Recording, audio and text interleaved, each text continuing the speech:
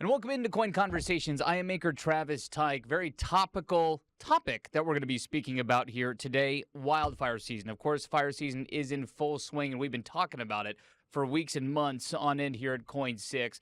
These are just some of the images that we've been tracking over the course of those weeks and months. And of course, we've seen smoky skies across the Portland metro and so much more, and those fires still very much burning in central and eastern Washington, Oregon right now, as well as Washington State.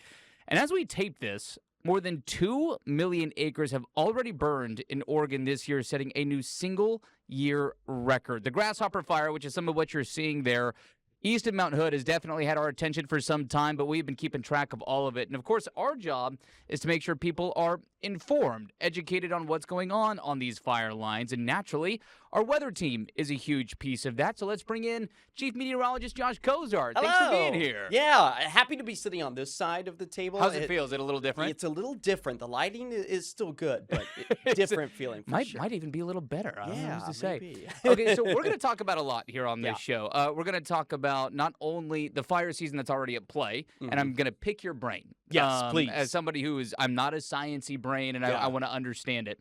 I also want to understand how you go about covering wildfire season. You know, year after year, it's getting more and more prevalent, right? It is. Fire season is just another pocket of the year that we're always worried about. And so I want to ask about, how you prep, what you do during the wildfire season, and what it's just like to be a meteorologist here in the Pacific Northwest with fires just always top of mind. So with that said, 2026 has been a tough year. Yeah, it's historic. Yeah. Historic so far. What pops to mind? Maybe that's the word. What pops to mind with you when you think about this season so far? Yeah, I think maybe one of the main takeaways, when I say historic, I think maybe a lot of people are scratching their heads saying, really, is this that historic? Right. Instantly sending us kind of back to 2020 when we really felt the brunt of the wildfire smoke. So when we say historic, we're talking about the amount of land that has burned. Of course, it's out towards central, eastern sections of the state. They are feeling the brunt of it right now. Right. And we're almost in this kind of clear bubble. We've had a few days as of late July, early August, where we've had to deal with the wildfire smoke here. So I think that is something that's kind of hard for people to wrap their minds around is, 2020 was so impactful for the Portland, Vancouver area, much of Western Oregon, Sure, Southwest Washington, but historic in regards to how much of our landscape is burned. When you take those 2 million miles and kind of combine them together, that's basically the size of Puerto Rico. Jeez, I did not 3% think of of it Oregon. that way. Yes. And it's not just Oregon, it's not just Washington, but really from the state of Colorado west, much of our area has been burning over the past few months. And we really got to also think about, we were mentally prepping as a weather team, as a news station, because it was back in the winter when December rolled around and there was not a lot of snow on Mount Hood. Yeah. That became something that was really kind of troublesome for us, thinking, okay, this could be an impactful wildfire season for us. You hit on something that I wanted to bring up here, which is I'm just going to bring this up full. Now, again, you're going to be seeing this show a few days after we have taped this, but this is the look at Mount Hood right now. I get that it's summertime, Josh. I get it. But you and Kelly and our weather team were flagging how dry this past winter was a long, long time ago. When you look at the mountain right now, look how bare Mount Hood is. I mean, that looks like a mid to late September view as opposed to an early August view. Right. So that goes without saying that we did not see a lot of snow. And I also think maybe sometimes it's deceiving for people too, because Mount Hood itself, there's not a lot of trees up there. Sure. So the top of Mount Hood isn't necessarily fire prone, but it's all the surrounding areas. So that's just a good visual for us in the summer to track the lack of moisture that we saw over the Cascades, over the treed areas. We were melting things down to absolutely nothing by mid-May. Yeah. Which is an area where we should be holding on to the snow well into early June. So when you take a look at, and you rewind the clock, you go back to last winter, and you've seen some of that data. This is where I already know that I'm not a meteorologist. I want to make that very, very clear. But this is where I think it is so fascinating to understand the data. So have you Have you or has anybody been in a spot where they can look at the data from this past winter and look at the amount of snow we did not get and the rain that we did not get, and can you attribute that to anything that you're seeing right now? Oh, absolutely. I think it's a direct correlation that the lack of snowfall that we did not, the snow we didn't see over the Cascades is a direct cause of what we are currently experiencing with the wildfires. When it comes down to the drought scenario, much of the center sections of the state are under the extreme category. Uh, we still have another tier up that we could go and could potentially dive into. So, really kind of honing in on that potential of falling deeper into a drought scenario is something that's very real. Now, when we were kind of forecasting back in May, we were discussing, the fire season likely is going to be bad. The saving grace would be cooler temperatures and moisture that lingers into the summer Mm, months. We've seen extremely hot temperatures and we've seen extremely dry conditions. Just to put it into perspective, we were in a rain deficit for the month of June. We're holding on to a rain deficit for July, August now.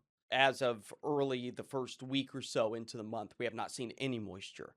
Keep in mind, July, August typically are two driest months of the sure. year. So it is typical to see that, but it really kind of leans into that lack of snowfall. And that's a direct correlation of the wildfire activity that we're seeing right now. And then you add on top of it, while we might be forecasting thunderstorms over the mountains, maybe many people think, oh, that could be beneficial. It's going to bring us moisture. Rain, but Unfortunately, by the time it gets up here, because a lot of it's monsoonal moisture that impacts places like Arizona, going as far north as about Colorado. mm, But from that point on, it just kind of sends a little bit more of the moisture in the atmosphere further to the north.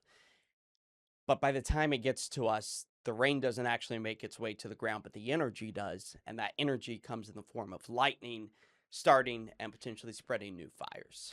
when when we talk about lightning causing these fires, I know Yeah. that again at the time that we're taping later this week, maybe around the time that this episode is airing, I know Yeah. you were talking about tracking some of those those thunder and lightning storms, east of the Cascades, and that is typically where we see hmm fires caused by lightning, right? East of the Cascades. Absolutely, son. East of the Cascades, over the Cascades, we kind of miss out on the opportunity for the lightning here in the valley or out over the Coast Range, which in this regard, we will take that. Sure. Uh, and we really kind of saw the majority of our fires get lit up by those lightning strikes that we saw back in the middle of July, because overall it was kind of a slow start. We did have some unusual fires kind of popping up. I think it was maybe even early April. Don't quote me on that, but Mm. we were kind of like, oh boy, it's Yeah, already like we're seeing starting. it here and And there. it's not fire season yet. Yeah. So by the time the middle of July rolled around and we started to see, there was one day in particular that had a big push of lightning strikes. We saw, I think, over 2,000 strikes, which is limited in the grand scheme of things, Oh, but it did start a lot of the fires. interesting. Yeah. One thing that always will stand out to me about 2020, and I know that hmm a few weeks ago there were some very light comparisons to 2020, and we've Yeah. seen that really for two reasons. One is what we talked about already, that in terms of acreage, this is the most the state of Oregon has ever seen burned Yes. already, and we are sitting here in early to mid August, hmm right? But in 2020, that acreage, even though it was large, we had, I believe, two or three mega fires, Yeah. if I remember right off the top of my head, but it was burning timber. It And we was. we are seeing some timber burned here, and I'm not trying to make light of it, but I'm going to cue up some video here. This is Yeah. from the Roe Creek Complex fire, which is out in eastern Oregon, and you are going to see some trees. You're like, yes, that is a thing, but it is But it's not the densely packed no, forests. it's much Yeah. more brush versus. If we switch gears here, I'm going to cue up the Grasshopper Fire, and this is east of Mount Hood hmm in Clackamas County. So, a little bit more timber. And when we saw the smoke in the Portland metro area, it was mostly from the Grasshopper Fire, correct? Yes, this year This from year. the wildfire This year. smoke. Yeah. And that was really because of a wind directional change. So we were seeing the winds coming out of the east, which that was the same scenario that set up in 2020. And that's why we saw so much of the wildfire smoke from the fires burning over the Cascades. It was all pushing back into our area. And you got to keep in mind, too, the Willamette Valley is shaped like a elongated bowl. Mm, And anytime you get those smoke particulates down in our area, they like to linger. They get trapped in that bowl. So you need a big push from the west to kind of kick it out. And that's exactly what we saw in early August when we started to see those skies clear out and reduce our smoke. And eventually that's what happened in late September of 2020 as well. Right. Yeah, we saw it felt like a lifetime, but we did Yeah. eventually see that smoke clear out. We really, in the Portland metro, only saw that smoke in town for a handful of days. Yeah, 4 Um, or 5. yeah, until it pushed out. So with that said, that's another thing I wanted to address because it is easy for people in the Portland metro. There can be a bubble. Yeah. There Yeah, can be a definitely. bubble, right? And so, if you were to make your way out toward Bend, Sisters, Redmond, Crater Mhm. Lake, I mean, you're going to see Pendleton, just really spanning other parts of the state. Yeah. What are those conditions right now? What can you expect? Those are usually, typically, climatologically speaking, are our hot and dry areas. Right now, they are not only hot, dry, but they are also breezy because we've been having some really nice days here in Portland. And it almost kind of feels like when we luck out and get the nice days, it bodes poorly for our friends out towards the east. So Hmm. the wildfire smoke too, air quality falling back to unhealthy, even hazardous Right. conditions over the past several weeks. And unfortunately, that is going to be kind of par for the course all the way through. I'm just kind of speculating until the end of wildfire season when the October rains really start to kick up because the water droplets do a good job of kind of removing the smoke, but then also putting out the fires, Right. which is the culprit for the smoke. So I really think we're in for some poor air quality east of the Cascades through the end of the summer season. Is fire season going to keep getting worse? Whether you can look at that through both 2026 or just in the future, is there any way to predict that? Unfortunately, it's extremely difficult to predict. So we have to kind of look back at historically what has happened. I think that this is a direct cause of global climate change. All of our climate is changing, it's rearranging where it locates. And this might be kind of what California was experiencing 20 years ago. Sure. You ask anyone who's lived here for X amount of time, and they say, we didn't used to have summers like this. More frequently than not, this has become our new normal. So I think that this is something that we've been tracking, we've been keeping a close eye on. I would say probably over the past 20 years, we've really seen it ramp up in the past. I've been here almost a decade. Yeah. I've seen it elevated every single year. Our past previous record burning, I think it was in 2024. Now 2026 has surpassed that record. So I think these records are going to continue to be broken. And this is going to just be kind of our new normal for the summer season. Interesting. Yeah. I mean, I know that I have been. I'm a local kid. I know Yeah. I've had that conversation with my family before. Like, just you know, trying to think like.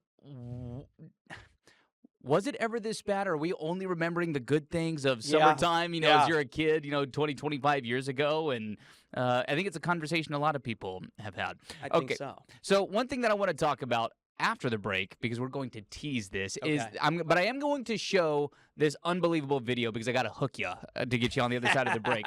This is a Ooh, fire NATO that you saw this video early on. This is in Malheur County, Yeah. out in Southeast Oregon, and you did an awesome job not only covering this fire NATO but explaining exactly what's going on. So I'm Yeah. going to have you do that again, Absolutely. re-educate us, and then I want to also pick your brain about how you go about educating people when it comes to these kinds of weather disaster moments. I think it's fascinating to pick your brain about. So we're going to do that on the other Perfect. side of this break.